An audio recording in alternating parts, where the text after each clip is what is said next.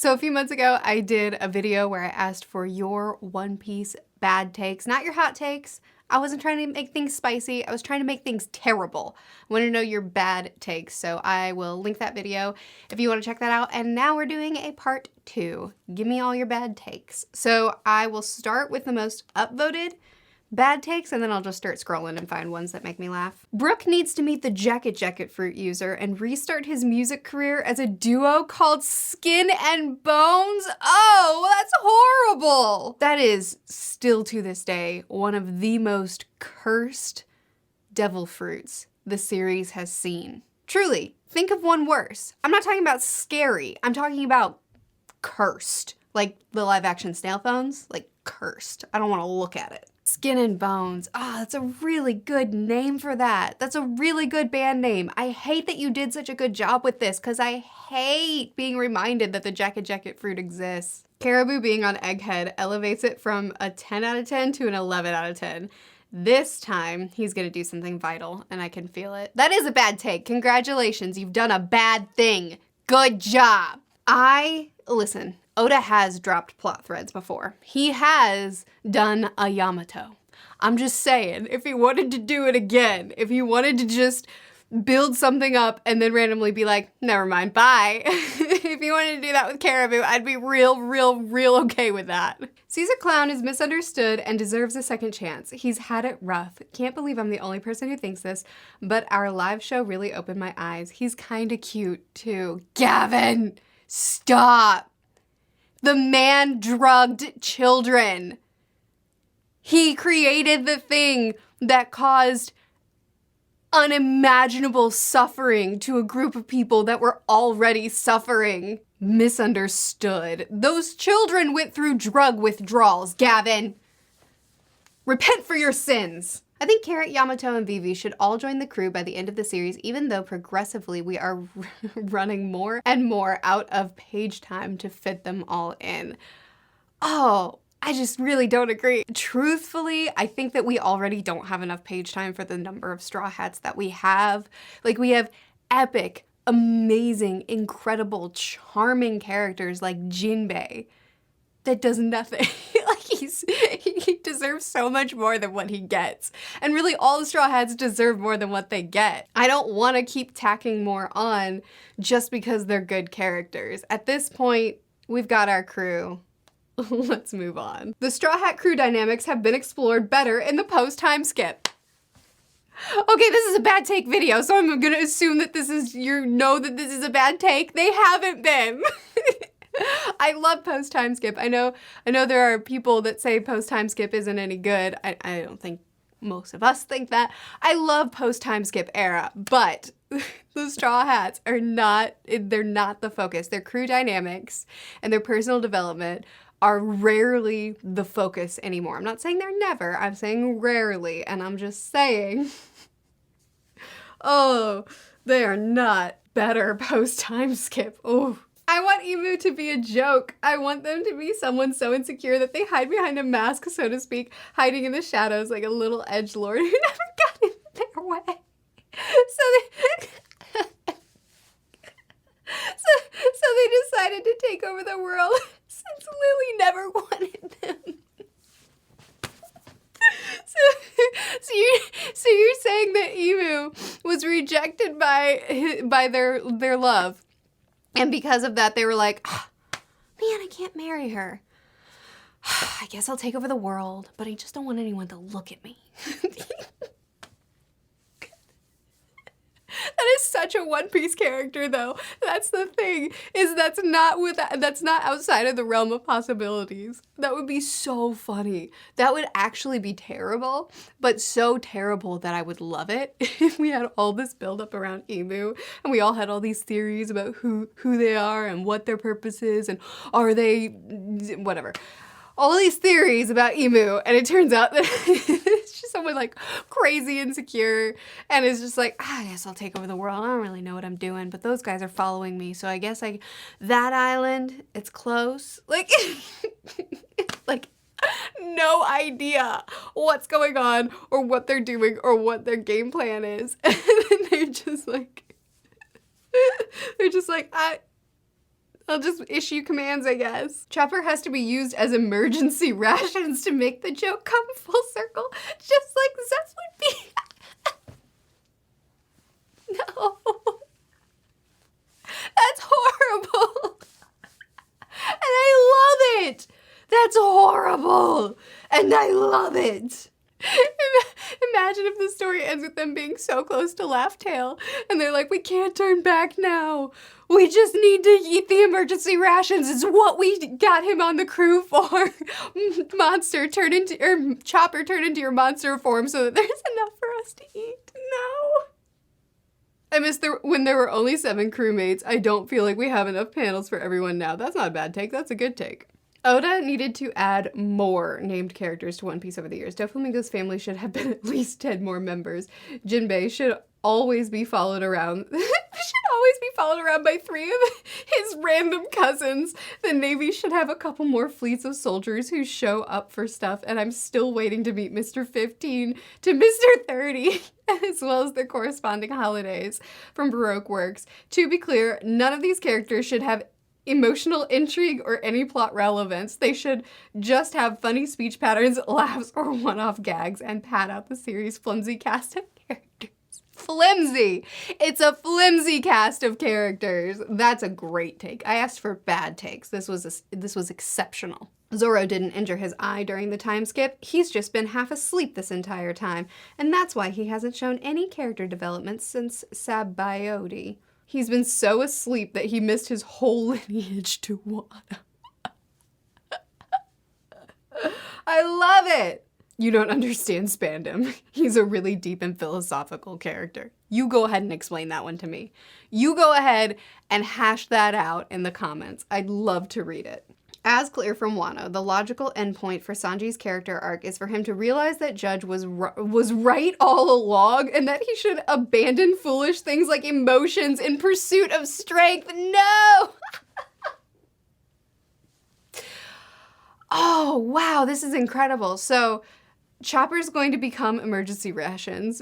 Sanji is going to realize that his dad was right all along and join forces with him. Completely forsake what his mom fought for him. She was crazy. We don't need to worry about what she wanted. Brook is going to get a skin suit following him around so that he can become more of a band because we don't need him singing a solo. What else can we do to our crew to make it just the worst story in the world? Maybe Jinbei could suddenly team up with Arlong and just be like, you know what, you were actually right.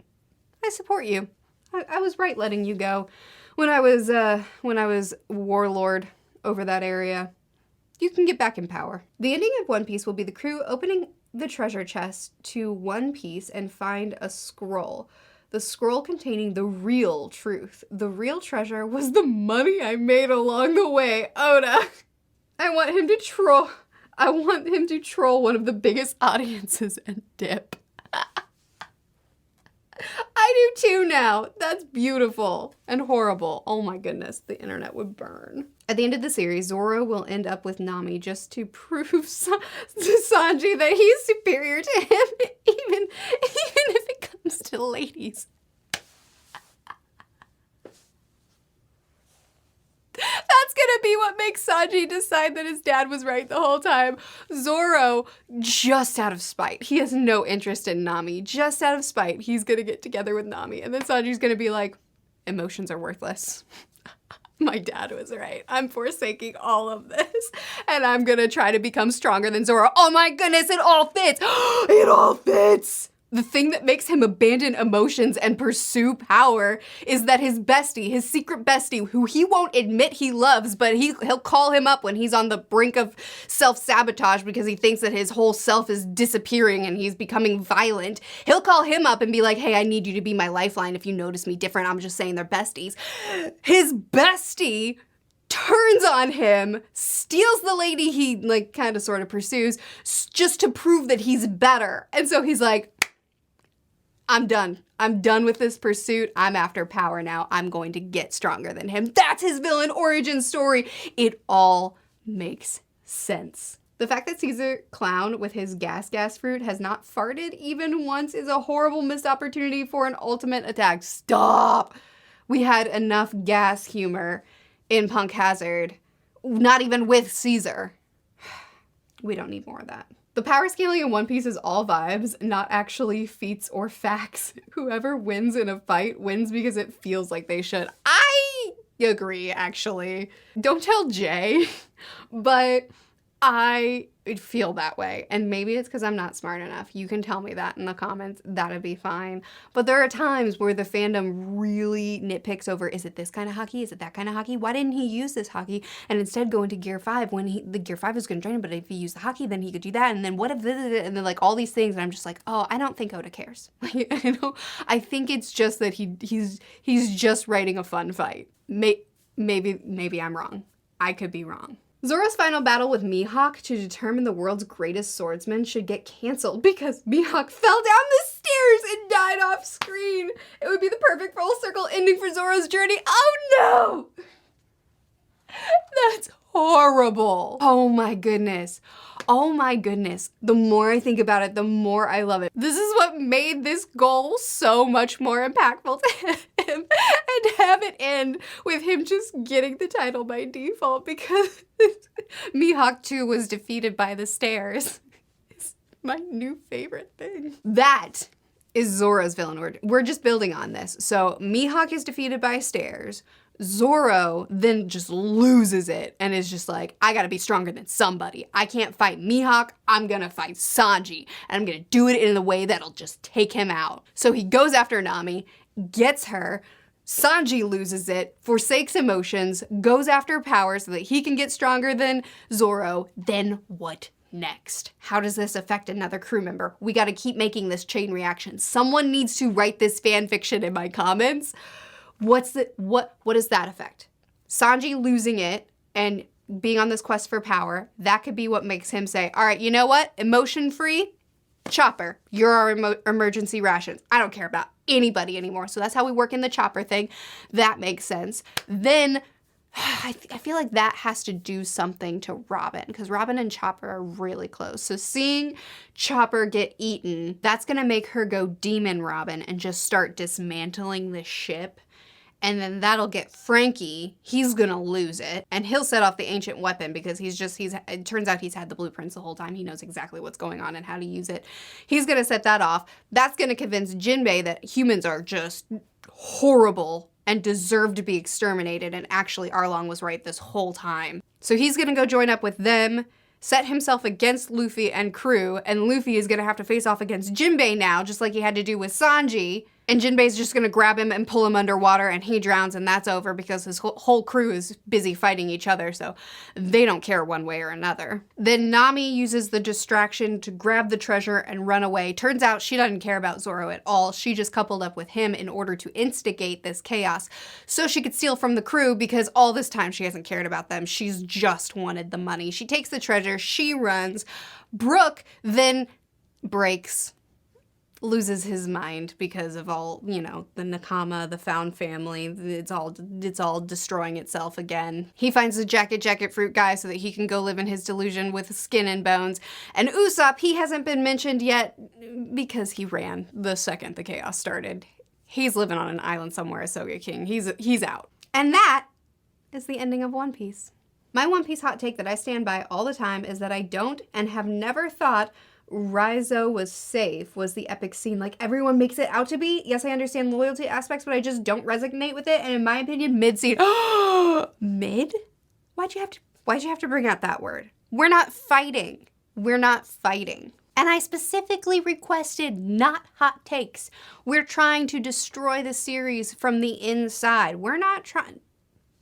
Get out of here with that nonsense. This is not what this video is. Also, you're wrong. Absalom is the best written villain. Take it back. The final boss of the series is gonna be Gecko Moria, who has reanimated Ace's corpse. What? That's so uncalled for. That is so out of line. You can't just say stuff like that. You can't just say something like that and then leave. That is so incredibly inappropriate. Get out of here with that. If Vivi reunites with the Straw Hats, it's time for Karoo to officially replace Chopper as a member of the Straw Hats, kick Chopper out and leave him to burn alive as the Marines bomb Egghead. Duck tastes better than raccoon, so he'll be playing the role of emergency food supply. Better than Chopper ever did. What? You guys, why does everybody... Oh my... He doesn't have to burn alive on Egghead. That's way too cruel and wasteful. After the chaos happens that we've already described and Chopper is used as emergency food supplies, then Karoo can join. And it'll just be Vivi and Usopp. Usopp ran away from the chaos and survived, so he's captain now. So Vivi will join him in his crew. Honestly, I see nothing wrong with this. I feel like we're making the series better. Luffy deserves to be Pirate King more than Buggy. Now hold on! Now hang on. I realize I asked for bad takes, but we have to try not to be hurtful here. We have to be within the realm of possibilities. The crew will never go to Elbaf, and the only thing that will be shown was Kid's demise. I have thought this so many times, though. Like, actually, the whole fandom is so sure, so positive that we're going to Elbaf that it's our assuredness that makes me think that Oda's just not gonna do it. Don't get me wrong, I still think we're going. There's too much to do at Elbaf, but what if we don't? Like, what if the glance we got through Shanks and Kid is it? I think we need more screen time for Garp in the live action to really flesh out his character. No, it's okay. We can take some more from Usopp. He doesn't need it. Stop. That's so hurtful. Garp got all the screen time, didn't he? He just... We don't need to give Usopp his good scene in a battle where he has to confront his fears and his inclination to tell stories instead of be an actual hero, an actual brave warrior of the sea. We don't need that conflict where he mulls over doing that and then chooses to be a brave warrior and chooses to stand up and fight. We don't need any of that. We'll just skip over that, have Usopp stand up with no context and start fighting again, and we'll have Garp play his board game for a 4th scene in a row. Thriller Bark should be skipped over in the live action. Sorry, Perona. Why don't you want me to be in the live action? I'm officially cast as the actress that plays Perona. That's a lie. And you're taking this from me. And that's just rude. Don't appreciate. Might be best for all of us, though. Almost half of Oden's retainers serve no purpose and just take up space. Like, why does a Shuradoji even exist? Why are you coming after him, though? Why do people do this? Why do people sleep on Ashura Doji? I realize I said I have a hard time with where the emphasis in the name goes. Why do people think that he didn't serve any purpose? He was the most impactful Red Scabbard to me. Like, nobody wants to talk about how unsatisfying Jinjiro's arc ended up being in the final battle. Everybody says Ashura Doji was worthless and pointless and didn't do anything. You're wrong!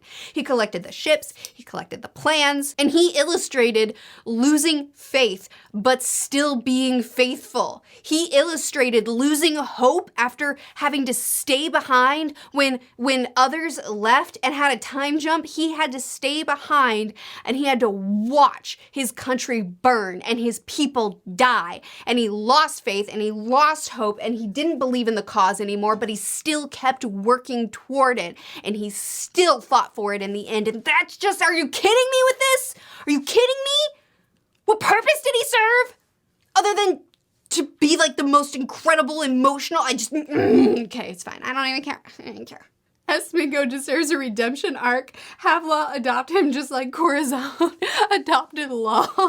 Oh, that's a horrible take. That's awful. Foxy and the Davy back fight will be relevant for getting to Laugh Tale. I love it. Let's bring Foxy back. Absolutely. Okay, final one because I have to go make dinner. One Piece should end as a tragedy. No one in the Straw Hat crew should end up fulfilling their dreams, with the Blackbeard pirates ending up as the victors of this story. So this is actually the perfect conclusion to our fanfiction that we've been building through the duration of this video. We've all already created the demise of the Straw Hats. We've already ruined them entirely, except for Usopp, who apparently gets to survive and go live on an island until Vivi comes, and then she and Karoo join his new crew. I'm sure he could get a couple giants to join too. Maybe Dorian Broggy will join his crew. So, you know, he's already got a good crew built up. Just real quick. But he also has no interest in going off after the One Piece, so he's gonna go off and he's gonna do his own thing to become a brave warrior of the sea, maybe make a home in Elbaf with his crew. And then Blackbeard will come in to get the One Piece and fulfill his own dreams, and the world will burn. End of One Piece. I think we've done a good thing today. I think we've created something great. I'm proud of us. Anyway, that was the video. Those were your One Piece bad takes. I enjoyed reading through them. If you have some more that you'd like to leave in the comments, please do. If you'd like to add to this wonderful theory that we've built today, please do. I post videos every Monday and Friday on this channel, Tuesdays and Thursdays on the review channel, which is always linked in the description. I'll see you again soon. Bye.